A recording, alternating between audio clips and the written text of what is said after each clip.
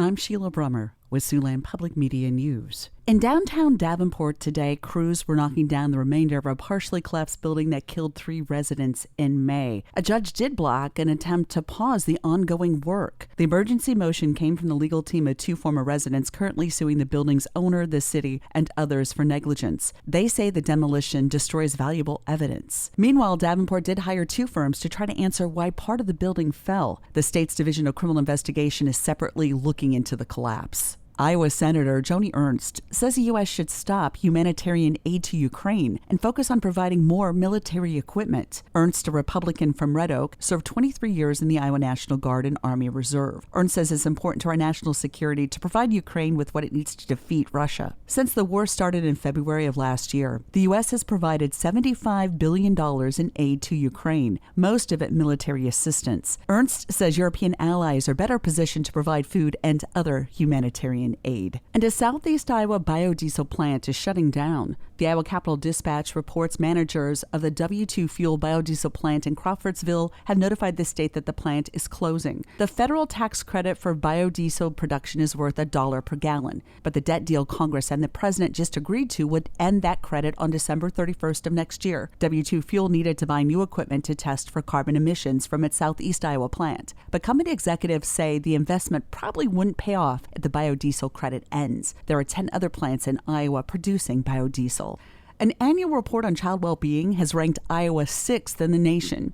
However, child welfare advocates say Iowa still has a lot of work to do. The annual Kids Count report by the Annie E. Casey Foundation ranks Iowa's kids on economic well-being, education, health, family, and community. The state ranked near the top nationally in areas like the number of high schoolers graduating on time and the number of kids who are not living in households with a high-cost burden. Ann Disher is the executive director of Common Good Iowa. She says Iowa has a lot of room for improvement in other areas. One of those is teen birth rate, where we rank 23rd. We rank 29th on the share of 10 to 17-year-olds who are overweight or obese. Disher says families also continue to face challenges around obtaining affordable and accessible childcare. 14% of Iowa children birth to 5 had a family member in 20 and 21 who either quit, changed, or refused a job because of problems with childcare. The Kids Count report ranked Iowa 3rd in the category of economic well-being, 9th for education, 11th for health, and 9th for family and community. The city of Ames is hosting a dedication ceremony Saturday for the renaming of its airport. A spokesperson says the airport is being named to honor African-American flight pioneer James Herman Banning. Banning lived in Ames from 1919 to about 1928. He was the first African-American pilot to receive his license from the U.S. Department of Commerce. Becoming a pilot wasn't easy due to discrimination, since Banning was turned away from many flight schools due to his race.